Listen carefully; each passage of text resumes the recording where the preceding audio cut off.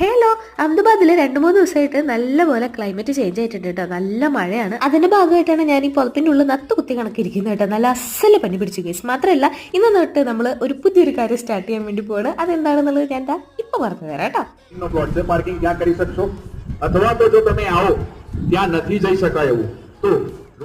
അതെ ഗൈസ്, ഞാൻ ഇവരുടെ ഗർഭ ക്ലാസ്സിന് ജോയിൻ ചെയ്തിരിക്കുകയാണ്. ഇത്ര നാളെ എനിക്കിടയിൽ ഗർഭ ഗർഭ മാത്രമേ അറിയുന്നുണ്ടായിരുന്നുള്ളൂ. പക്ഷേ ഇനി തൊട്ട് അങ്ങനെയല്ല.